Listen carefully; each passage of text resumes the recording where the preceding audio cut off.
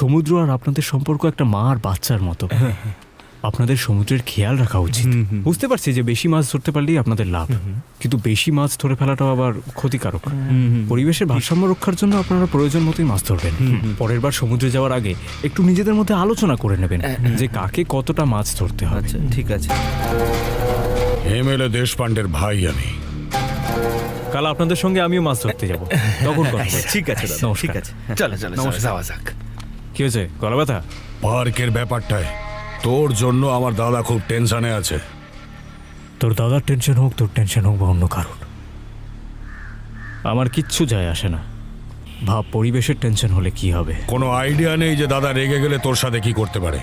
তোকে টুকরো টুকরো করে সমুদ্রে মাছদের খাইয়ে দেবে। আরে কি করে বোঝাই তোকে ভাই, আমার আকাশ বাতাস ভূমি এই সমুদ্র, এদের রাগে রাগে কেউ টিকতে পারে না। ভাইয়ের রাগ তো আমি তোকে দেখিয়ে দেবো। দেখি তোর প্রকৃতি কি করে। হয়ে যাক এক হাত, যে জিতবে পাক তার। বল রাজি তুই? বিপদ ডেকে আনলি। কিন্তু তোকে পুরো সিনেমাটা দেখানোর আগে একটা ছোট্ট ট্রেলার দেখাতে চাই। আই প্রমিস, ছোট্ট একটা ট্রেলারই দেখাবো।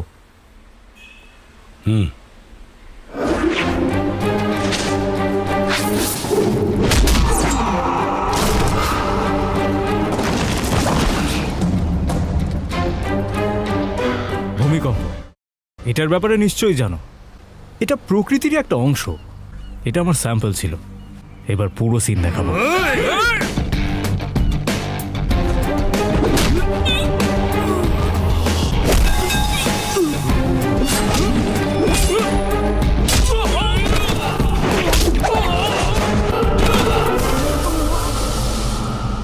আর এটা ঘূর্ণিঝড়।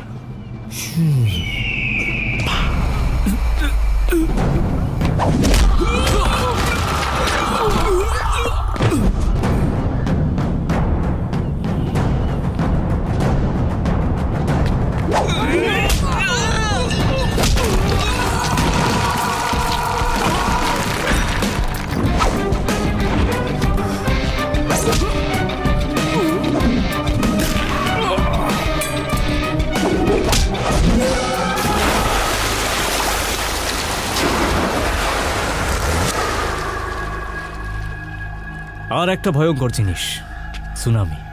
ঢেউ উঁচু হতেই থাকে। চল একটা ট্রাই করে দেখি তোকে ওপরে তোলার।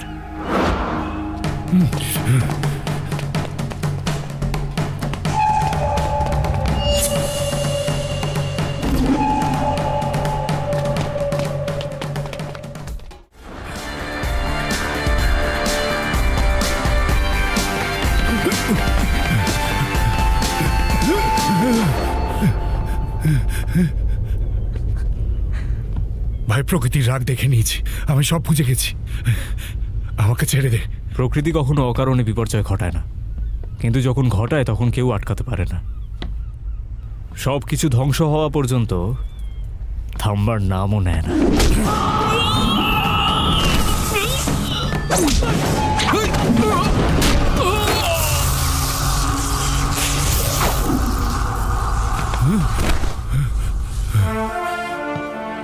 আমি দাদাকে গিয়ে সব জানাচ্ছি যে তোর পেছনে না লাগাই ভালো।